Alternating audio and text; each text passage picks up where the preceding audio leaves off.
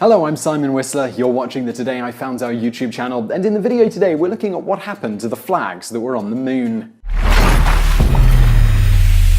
On July the 20th, 1969, Apollo 11 touched down on the moon. At 10:56 p.m. Eastern Standard Time, Neil Armstrong accomplished another first. With the immortal words, "That's one small step for a man, one giant leap for mankind," or something like that, see our video on that subject here, Neil Armstrong became the first human to step foot on a major celestial object. Soon after, Buzz Aldrin joined Armstrong on the alien surface.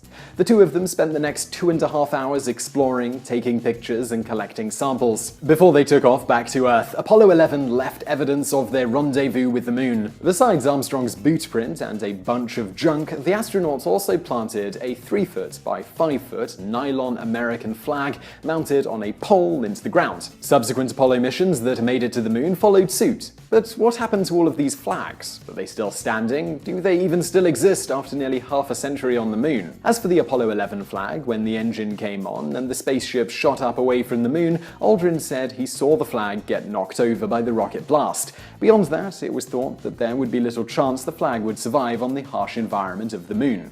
From the extremely abrasive lunar dust to the sun's unfiltered ultraviolet rays, the flag most likely would quickly be bleached white and disintegrate.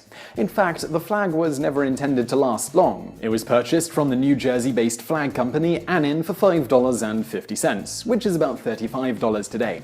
Annin has been making flags since 1847, making them the oldest flag manufacturer in the US today. The flag was made with basic, ordinary nylon with no intention of existing on the moon for very long, much less for decades more. In 2008, Dennis Lakaruba, an employee of Annin, told Smithsonian that he couldn't believe there would be anything left. "I gotta be honest with you, it's gonna be ashes." 5 other, less talked about flags got planted on the moon during Apollo 12, 14, 15, 16, and 17. Apollo 13 never made it to the moon because, well, they had some problems, as you're probably familiar with. These flags were also not ones made specially to survive on the moon, but just ones you could pick up at any local store. Apollo 17, launched on December 7th, 1972, featured the last humans to walk on the moon. As astronaut Eugene Cernan and geologist Harrison Jack Schmitt were placing the American flag into the lunar surface, Cernan apparently quipped that if he pounded the flag extra hard into the moon, that it may just last a million years.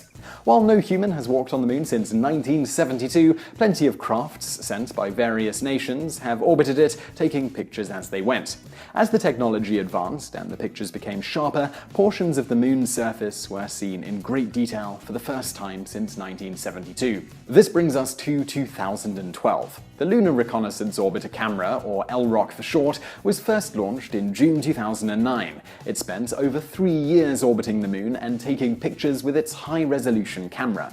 In 2012, images sent back by LROC confirmed that all but Apollo 11's flag and possibly Apollo 15's flag not only survived, but are still standing. By looking at the photos from different points in the day, the movement of shadows confirmed that the flags, in some form or another, are still there. Apollo 15's flag is generally thought to be standing, as there is footage of this after the astronauts left, but the LROC images showed no distinctive shadow for it, as with the others confirmed still standing. That being said, given the other flags seem to have survived, and it was still standing after the astronauts left, there is little reason to think this particular one disintegrated when the others did not.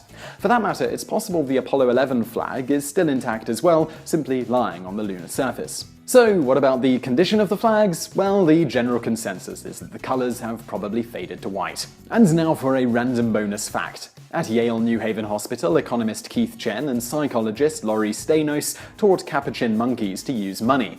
Among other fascinating results from this study was an interesting incident where one monkey managed to steal an entire tray of money tokens and flung them around the main cage that housed all the monkeys before it could be caught.